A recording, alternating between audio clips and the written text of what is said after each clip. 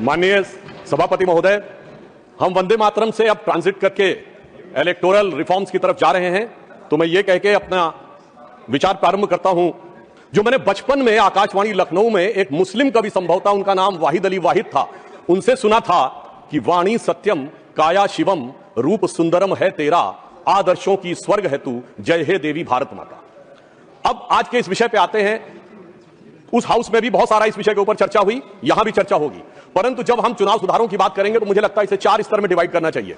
पहला, लोकतंत्र और इसका आधार, दूसरा चुनावी प्रक्रिया, और तीसरा कि इस चुनावी प्रक्रिया में होने वाले सुधार, और उसके बाद विपक्ष की आपत्ति और उन पे होने वाली तकरार, और इसके साथ मैं कुछ सुझाव देने का भी प्रयास करूंगा। सर्वप्रथम मैं कहना चाहता हूं कि हम सभी ये मानते हैं कि भारत जो है वो मदर ऑफ डेमोक्रेसी है, मगर एक फैक्ट है जो शायद बहुत से लोगों को ध्यान नहीं रहता होगा। अगर आप पूरी दुनिया का नक्शा देखें तो ईस्टर्न यूरोप से लेके आप जापान तक चले जाइए तो केवल 3 ही डेमोक्रेसी हैं, भारत, जापान और Australia.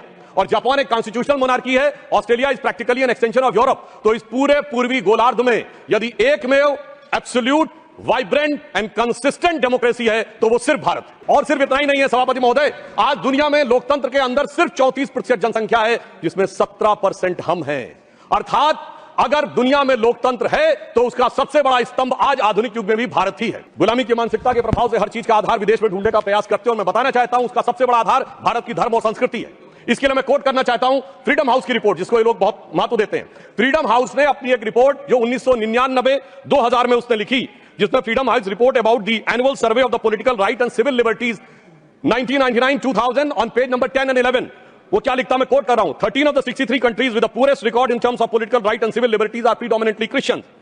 There is a strong correlation, sir इस पे ध्यान देने की आवश्यकता है। There is a strong correlation between the electoral democracy and Hinduism, and significant number of free and countries which belong to the Buddhist community। और आगे वो लिखता है sir, the Islamic world remains the most resistant to the spirit of democracy and civil rights। अर्थात आज भी दुनिया ये मानती है कि सबसे ज्यादा अगर है तो लोकतंत्र का आधार भारत में है, और इसके लिए कोई बाहर से विदेश से देखने की आवश्यकता नहीं है। बाबा साहब अंबेडकर को मैं कोट करना चाहता हूं। बाबा साहब अंबेडकर ने कहा, और कौन सी किताब जिसको ये लोग बहुत ध्यान देते हैं, annihilation of caste, page number 234 पे उन्होंने कहा, I am told that such religious principles as will be in the commencements of the liberty, equality and fraternity. It may not be necessary for you to look for foreign sources and that you can draw such principles from Upanishads। Sir ये ध्यान देने की आवश्यकता है। बाबा साहब अंबेडकर ने कहा कि समानता, बंधुता और स्वतंत्रता के सिद्धांत के लिए पश्चिम में देखने की आवश्यकता नहीं है, वो उपनिषदों में दिखाई पड़ेगा। मगर क्या बताएं सभापति महोदय, आज भी हमारे कुछ नेता जाके लंदन में खड़े होकर गुहार लगाते हैं कि भारत में डेमोक्रेसी को बचाना है। तो उनके लिए मैं एक लाइन कहना चाहूंगा कि अभी साध दिल में तराने बहुत हैं, अभी जिंदगी के फसाने बहुत हैं, डरे गैर पर भीख मांगो न फन की, जब अपने ही घर में खजाने बहुत हैं। अब मैं आगे की बात कहना चाहता हूं। देखिए, चुनावी प्रक्रिया स्वतंत्रता के बाद शुरू हुई और इसमें बहुत सारी चीजों की उस समय समस्या रही होगी। मैंने आदरणीय अडवाणी जी ने एक बार हम लोगों को बताया था कि कैसी कैसी समस्याएं आती थी। उस जमाने में लोग इलेक्टोरल रोल बनाने के लिए जाते थे और महिलाओं का नाम पूछते थे तो डांट पड़ जाती थी, क्योंकि उस समय के समाज में माना नहीं जाता था कि किसी घर की महिला का नाम पूछा जाए।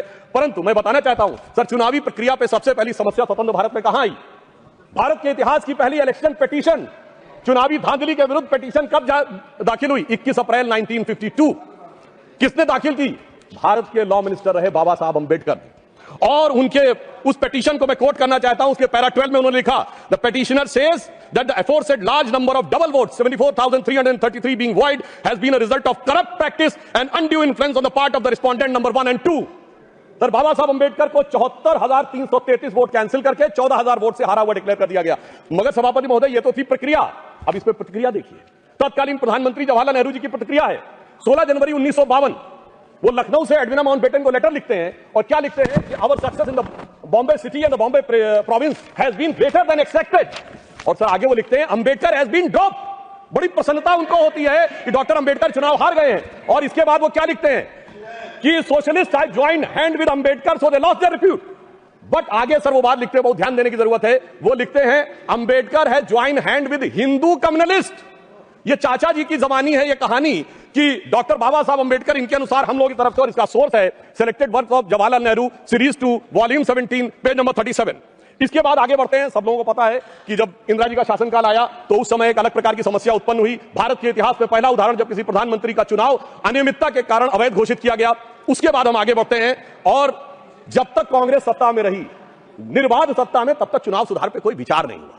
चुनाव सुधार पे विचार शुरू होता है 1977 में, जब इलेक्शन कमीशन द्वारा ECIL को इलेक्ट्रॉनिक वोटिंग की संभावनाएं खोजने के लिए कहा जाता है। और फिर इंदिरा जी के समय में 1982 में आर्टिकल 324 में चुनाव आयोग को 50 पोलिंग बूथ के ऊपर इलेक्ट्रॉनिक वोटिंग के बारे में प्रयोग करने के लिए कहा जाता है। फिर राजीव जी के समय में 1988 में 61A में चेंज करके कहा जाता है कि ईवीएम का प्रयोग किया जा सकता है, और 15 मार्च 1989 को राजीव गांधी की सरकार के समय में इसको वैधानिक मान्यता प्रदान की जाती है। मगर अब क्या बताएं सभापति महोदय, कांग्रेसियों के अनुसार कंप्यूटर क्रांति के जनक राजीव गांधी जी के परिवार के लोग अब कंप्यूटर एरा से क्वांटम एरा में आते आते पर्ची से चुनाव कराने के लिए जोर डालने लगे। और यह भी मैं बताना चाहता हूं कि पर्ची के बारे में बहुत सारी चर्चाएं होती थी, कैसे बूथ कैप्चरिंग और मतपेटियां लुटती थी, वो एक अलग विषय है। परंतु मैं यह भी कहना चाहता हूं कि देश की संसद में कई बार चुनाव सुधार के लिए बड़े विधेयक पारित हुए, पर मैं उदाहरण देना चाहता हूं कैसे हुए। एक बार इंदिरा जी का चुनाव गलत सिद्ध हुआ तो सर रेट्रोस्पेक्टिवली चुनाव को का सुधार कर दिया गया ताकि किसी भी अदालत का उस पर कोई प्रभाव न पड़े। फिर मैं याद दिलाना चाहता हूं सर, राजीव गांधी जी जब प्रधानमंत्री थे 1989 को उनका चुनाव हुआ अमेठी में, सर गोलियां चली, 21 लोगों पे FIR हुई, और उनके विरुद्ध कौन लड़ रहे थे? राजमोहन गांधी, महात्मा गांधी के पौत्र, और डॉक्टर संजय सिंह जो पूर्व केंद्रीय मंत्री थे, उनको इतनी गंभीर गोली लगी कि प्राणों का संकट उत्पन्न हो गया। और आरोप यह था कि प्रधानमंत्री जी के पक्ष में, और ये पुलिस की गोली नहीं थी, क्रॉस फायरिंग हो रही थी, जिसके बारे में उस समय कई अंतर्राष्ट्रीय मीडिया ने 26 नवंबर को लिखा कि भारत के 42 वर्ष के इतिहास में संभवतः सबसे हिंसक चुनावों में से एक। अब इसके बाद, अब आइए साहब, इसके बाद हम आगे बढ़ते हैं तो वर्तमान UPA सरकार का दौर आता है। और उस समय बहुत से लोगों को यह तथ्य ध्यान नहीं होगा, वैसे तो नेहरू परिवार और बच्चन परिवार के बीच में बहुत मधुर संबंध थे, पर कभी कभी ज्यादा मिठास होने से डायबिटीज हो जाती है। तो वो दौर था 2006 में जया बच्चन जी की सदस्यता चली गई ऑफिस ऑफ प्रॉफिट के मुद्दे पे, क्योंकि उत्तर प्रदेश सरकार का एक पद था। अब सर यही आरोप लग गया, और सोनिया गांधी जी जो उस समय नेशनल एडवाइजरी काउंसिल की चेयरमैन थी, उन पर भी ऑफिस ऑफ प्रॉफिट का विषय लग गया, और इस कारण से उनकी सदस्यता भी चली गई। मगर सभापति महोदय, जो आज संविधान की दुहाई देने की बात करते हैं, सोनिया जी जब तक चुनाव दोबारा गईं, लड़के आईं, तब तक चुनाव में संशोधन करके ऑफिस ऑफ प्रॉफिट का नियम ही बदल दिया गया, ताकि पीएम ने सुपर पीएम की पदवी को सुरक्षित कर दिया। अब मैं यह भी बताना चाहता हूं सर, उसके बाद वास्तविक अर्थों में चुनाव सुधार की शुरुआत तब हुई जब भारतीय जनता पार्टी शक्तिशाली हुई, 1990 का दशक, और ये देश की यूनिपोलर पॉलिटिक्स बाइपोलर हुई। वोटर आईडी कार्ड 1993 में आया, केंद्रीय सुरक्षा बलों की तैनाती 1996 में प्रारंभ हुई। पहले बूथ वाइज काउंटिंग नहीं होती थी सर, उसमें आसानी जानते क्या होती थी कि अगर किसी मतपेटी में ज्यादा बूथ कैप्चरिंग करके मत डाल दिए तो उसमें काउंटिंग का चेंज करी नहीं है, सब मिला दिए जाते थे। वो शुरू हुई। अटल जी की सरकार के समय में CCTV का प्रयोग शुरू हुआ, पहले प्रायोगिक तौर के ऊपर, और 2005 से परमानेंट CCTV यूज होने लगा। अब इसे महज संयोगी माने कि 2005 के बाद से कभी राजद और कांग्रेस को बिहार में बहुमत का अधिकार नहीं मिला। जब मोदी जी की सरकार आई तो हमने क्या किया कि जो पॉलिटिकल पार्टीज को कैश डोनेशन मिलता था उसे 20,000 से घटाकर 2,000 किया, और सिलेक्टेड उनके ऊपर वीवीपैट की व्यवस्था सुनिश्चित कराई। और मैं ये भी याद दिलाना चाहता हूं, एक पार्टी जो अपने आप को बहुत ईमानदार कहते थे, वो 20,000 की चाय पिलाते थे। अब मुझे लगता है सदन और देश को समझना चाहिए 20,000 की चाय क्यों पिलाते थे, क्योंकि 20,000 तक कैश लेने पर आपको सोर्स नहीं देना पड़ता था। पर मोदी जी ने आकर, उन्हें चाय पिलाने वाले ने आकर उसे 2,000 कर दिया है, तो अब उनकी चाय बड़ी महंगी हो गई है, भले 20,000 से 2,000 पे आ गए।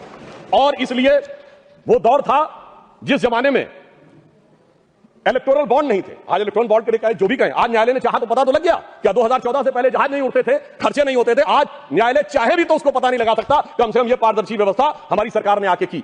और इन लोगों की सरकार कब रहती थी सभापति महोदय, जिस जमाने में, और मैं ये भी कहना चाहूंगा, इनकी सरकार कब रहती थी और हमारी सरकार कब है? सर, जब से वोटर आईडी कार्ड आ गए, कांग्रेस की सरकार आना बंद, CCTV आ गए, कांग्रेस की सरकार आना बंद, जब से स्वतंत्र जुडिशरी हो गई, कांग्रेस सरकार आना बंद, स्वतंत्र मीडिया आ गई, कांग्रेस को स्पष्ट बहुमत मिलना बंद, और तो और सर, जब से साक्षरता दर 50% हो गई, बहुमत मिलना बंद। इनको कब बहुमत मिलता था? जिस जमाने में मतपेटियां लूटी जाती थी, बूथ कैप्चरिंग होती थी, गोलियां चलती थी, कट्टे बम चलते थे, और अनेक लोग गुजरात के चुनाव, बिहार के चुनाव में 80-80 लोग तक घायल होते थे। इन्हें लग रहा है शायद वही जमाना वापस आ जाए।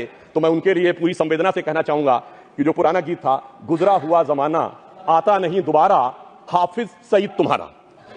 और अब मैं इसके बाद यह विषय कहना चाहूंगा कि जो इसके ऊपर आपत्ति की राजनीति की जाती है, आज मतदाता सूची को लेकर कांग्रेस आपत्ति कर रही है। मैं याद दिलाना चाहता हूं, 18 दिसंबर 1950 को डॉक्टर बाबा साहब अंबेडकर ने कहा कि जो इलेक्टोरल रोल्स हैं उनका हर 6 महीने में होना चाहिए रिवीजन। पर उनका कहना था व्यवहारिक दृष्टि से मुश्किल है, तो 1 साल या 2 साल में कर दिया जाए। मगर सभापति महोदय, ये 20 साल में भी करने को तैयार नहीं है, और उसके बाद ये आरोप लगा रहे हैं। तो मैं इनसे पूछना चाहता हूं, अभी हमारे सम्मानित सदस्य कह रहे थे कि 45 दिन के बाद वो नहीं करते। उसका जवाब गृह मंत्री जी वहां पर दे चुके हैं। उन्होंने साफ साफ कहा 1991 में जो चेंजेस किए थे नरसिम्हा राव सरकार में, उसमें कोई भी एविडेंस, कोई भी पिटीशन 45 दिन तक ही हो सकती है। परंतु मैं पूछना चाहता हूं महोदय, बिहार के तो 45 दिन हुए, आज 45वां दिन है, क्यों नहीं अभी तक सीसीटीवी के लिए एप्लीकेशन दी है?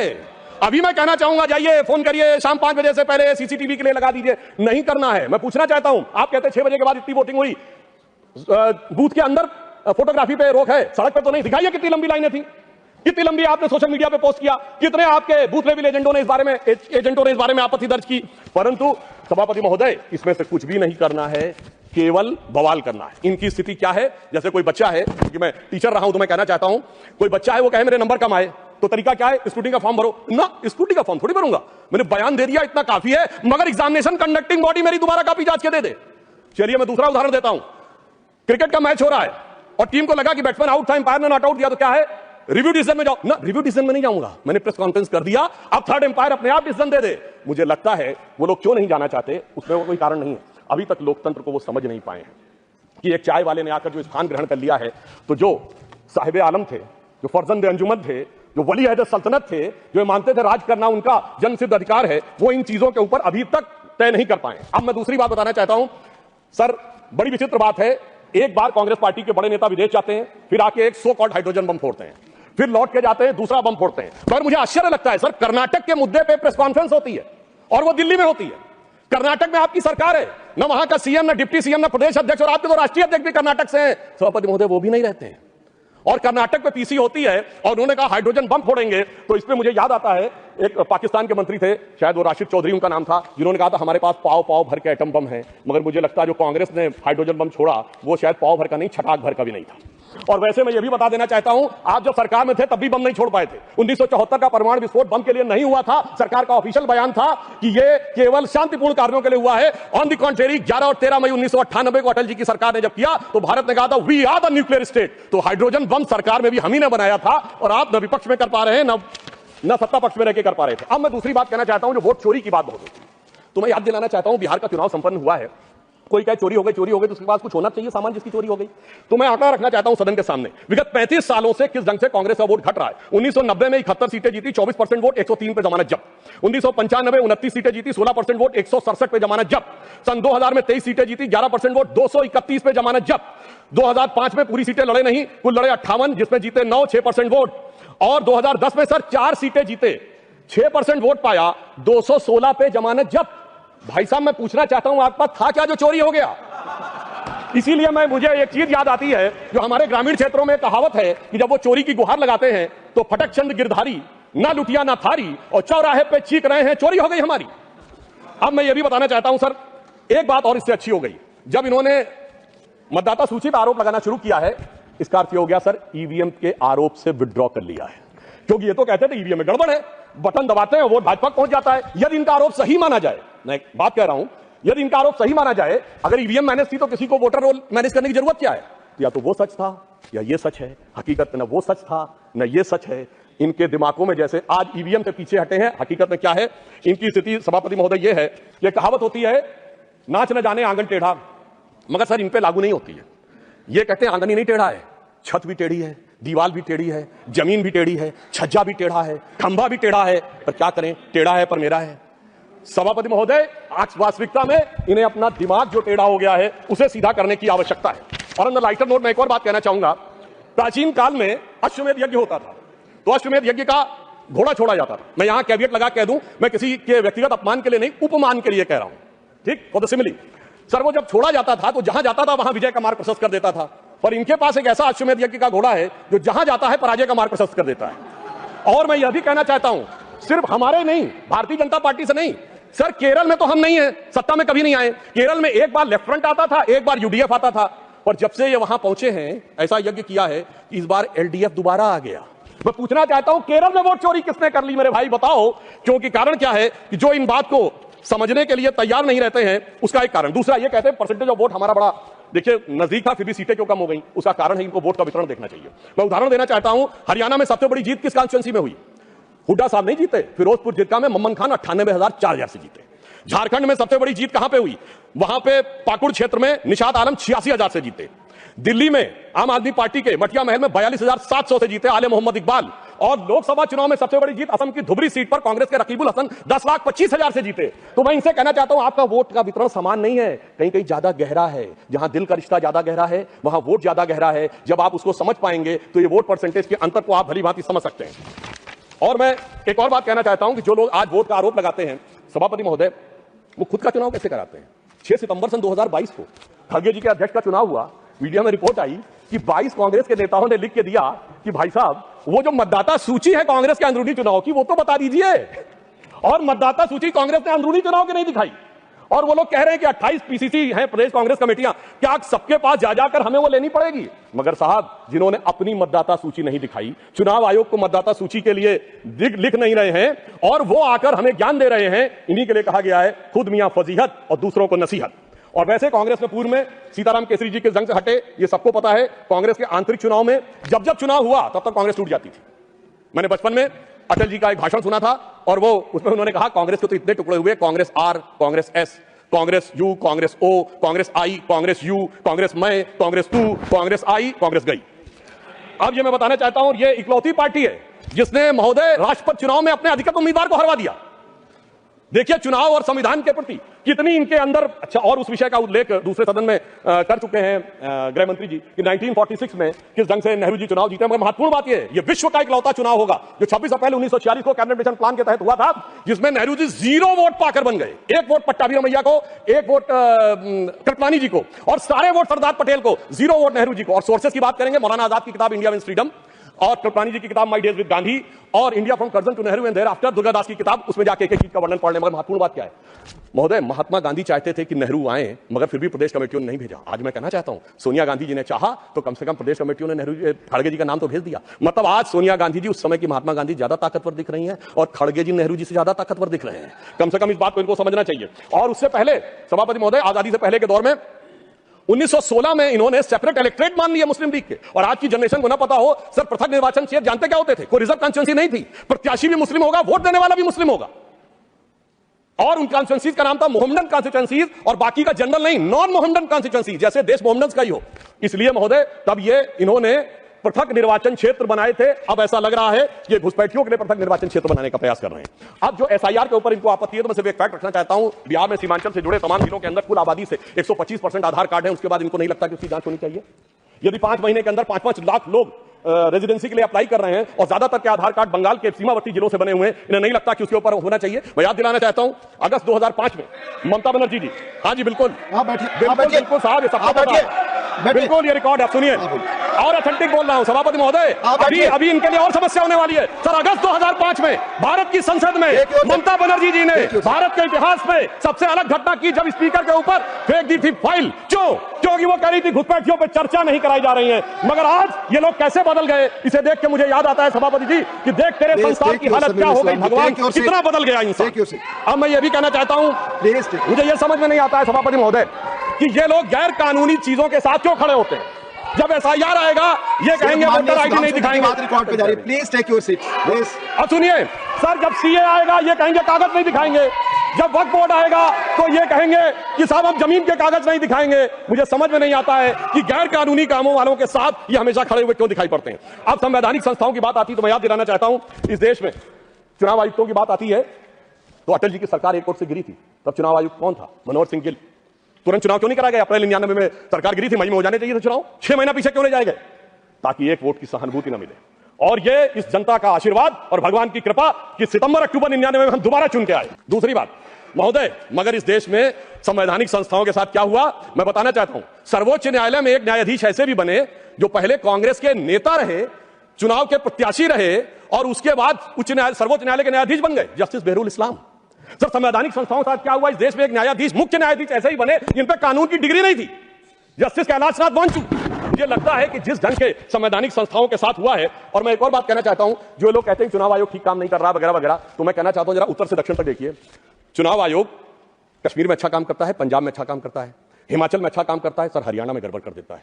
फिर उत्तराखंड में गड़बड़ कर देता है, राजस्थान में सर 2018 में सही काम करता है, 2023 में गड़बड़ कर देता है, फिर यूपी गड़बड़ करता है, बिहार गड़बड़ करता है, झारखंड ठीक कर देता है। क्या बताएं, मध्य प्रदेश में पहले तो अच्छा किया था, इस बार गड़बड़ कर देता है, छत्तीसगढ़ 18 में ठीक किया था, 23 में गड़बड़ कर देता है, गुजरात तो गड़बड़ करता है, बंगाल बहुत अच्छा कर देता है, फिर तेलंगाना अच्छा करता है सर, फिर तमिलनाडु अच्छा करता है, फिर कर्नाटक अच्छा करता है, केरल अच्छा करता है, आसाम में गड़बड़ कर देता है। मुझे लगता है कि देश की जनता को मूर्ख समझने का प्रयास नहीं करना चाहिए, ऊपर से अपनी सुविधा के अनुसार जो आप चयन करने का प्रयास करते हैं वो नहीं करना चाहिए। और मैं ये भी बताना चाहता हूं कि इन लोगों की जहां तक बात है, संवैधानिक संस्थाओं में किसका अपमान नहीं हुआ? राष्ट्रपति की ताकत इनके दौर में घटाई गई, कमिटेड जुडिशरी की बात इनके दौर में हुई, और तो और सर प्रधानमंत्री के ऊपर सुपर पीएम इनके जमाने में आके बैठा। भारत के इतिहास में इकलौता उदाहरण, जब दर्जा प्राप्त कैबिनेट मंत्री का दर्जा प्रधानमंत्री से राजनीतिक रूप से ऊपर था और विदेश से आने वाले लोग उनसे मिला करते थे। अब मैं बताना चाहता हूं एक विषय और, कि विषय सिर्फ यहां एसआईआर नहीं है, विषय चुनाव आयोग नहीं है, देश की हर व्यवस्था के बारे में दुष्प्रचार करना है। इन्होंने रफाल के बारे में दुष्प्रचार किया, इन्होंने जाकर उस समय कहा, 20 जुलाई 2018 को लोकसभा में आके कहा कि फ्रांस के राष्ट्रपति से बात हुई और उन्होंने रफाल के लेकर आपत्ति दर्ज की, शाम तक फ्रांस की सरकार का खंडन आ गया। 2019 में इसी मुद्दे के ऊपर चौकीदार चोर कहने पे सर्वोच्च न्यायालय से माफी मांगनी पड़ी।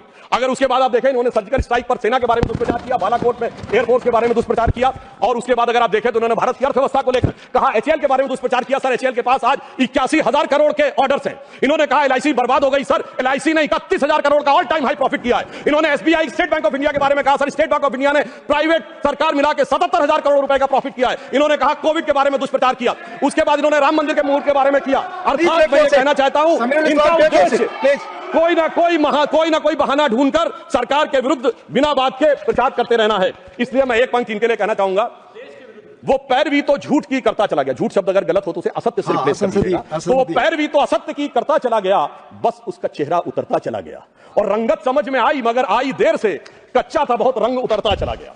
अब मैं बताना चाहता हूं सर, बिहार का हाल का संपन्न चुनाव हुआ है। ये लोग वो हैं जो राजनीति का शॉर्टकट करते हैं, जातियों का कॉम्बिनेशन बनाओ, जैसे कभी गुजरात में खाम KHAM, फिर कभी हरियाणा में अजगर, तो कर्नाटक में अहिंदा, तो कभी यूपी बिहार में MY। तो एक जमाने में लालू प्रसाद यादव जी कहे थे कि बिहार में भूरा बाल साफ कर रहा हूं, 4 जातियों का नाम दे। मगर सर उनके पिताजी बेटे ने कहा, अरे काहे परेशान हो रहे हैं, बेटे ने तो सर काम ही खत्म कर दिया, उसने भूरा बाल नहीं पूरा बाल साफ करवा दिया, मुंडन करवा दिया। तो इसलिए मुझे लगता है उसको उसकी आवश्यकता ही नहीं है। और मैं अंत में सभापति महोदय कुछ सुझाव भी देना चाहता हूं। आज इलेक्शन जिस दौर में पहुंच गया है, टेक्नोलॉजी इस दौर में पहुंच गई है, AI का दुरुपयोग होने की संभावना अगले लोकसभा चुनाव तक बहुत हो जाएगी। मुझे लगता है इस बारे में सरकार निश्चित रूप से कोई ना कोई कदम उठाएगी, और जो लोग पब्लिक प्लेटफॉर्म्स में हैं उनको अपने AI सिग्नेचर्स यानी AI प्रिंट्स के बारे में ऑथेंटिक रूप से स्टैब्लिश करने के बारे में विचार करना चाहिए, क्योंकि अन्यथा आने वाले समय में वॉइस रिकॉग्निशन और अन्य चीजों में प्रॉब्लम हो सकती है। दूसरा मेरा मानना है कि जो सर्टिफाइड जो मान्यता प्राप्त राजनीतिक दलों के प्रत्याशी नहीं है, उनके नामांकन के लिए जो संख्या निर्धारित है उससे कुछ बढ़ाना चाहिए प्रस्तावकों की, ताकि गंभीर लोग आ सकें। जो राजनीतिक दल मान्यता प्राप्त करना चाहते हैं उनके भी सपोर्टर्स की एक सब्सटेंटिव संख्या दिखानी चाहिए, ताकि ईमानदारी से जो लोग राजनीति करना चाह रहे हैं वही लोग उसमें आ सकें। दूसरी बात मैं ये भी कहना चाहूंगा सर, जिस प्रकार के शब्दों का प्रयोग होता है राजनीति में उसे अवॉइड करने की कोशिश करनी चाहिए। अब कोई पार्टी कहती है वोट जिहाद, सर ये फर्रुखाबाद में 2024 में सपा की पार्टी के मंच से हुआ था। सर अभी चुनाव में, जुबली हिल्स के चुनाव में कांग्रेस मतलब मुसलमान, मुसलमान मतलब कांग्रेस, ये क्या है सर?